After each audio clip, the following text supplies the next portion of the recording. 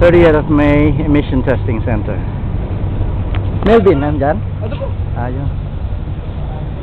Ayun. Ha? Sa kabila. Dito kinunan lang ng ano. Sige. So, doon ang testing. Okay. Lipat ko na ron.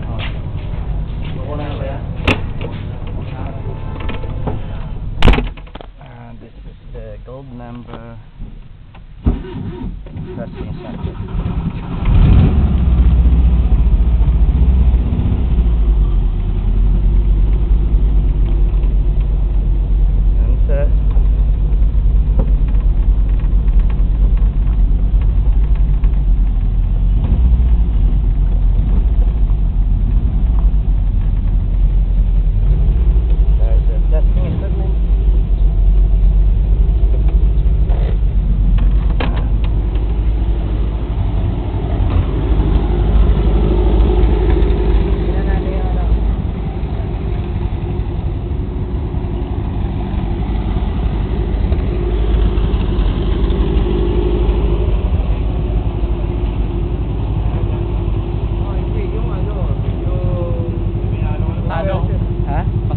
Ano yan? Anong ano raw interpret?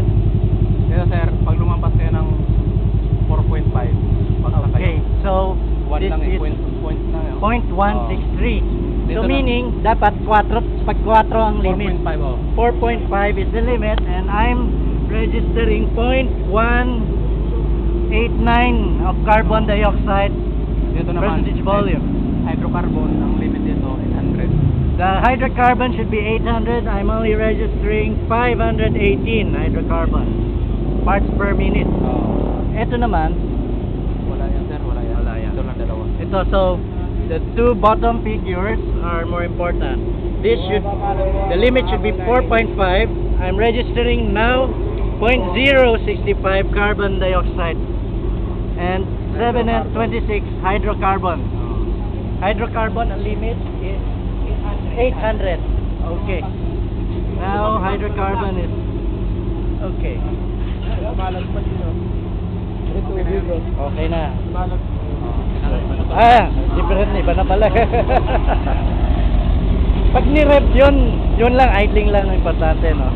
Okay, so anong pangalan mo? Iyan po.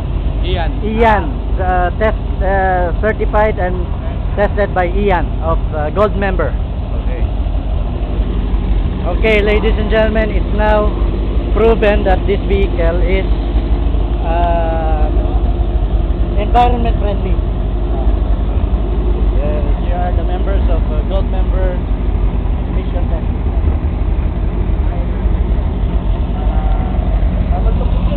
Para saan gamit niyo yan kuya? Tubig, pampatipid. Paano nag-limit yun?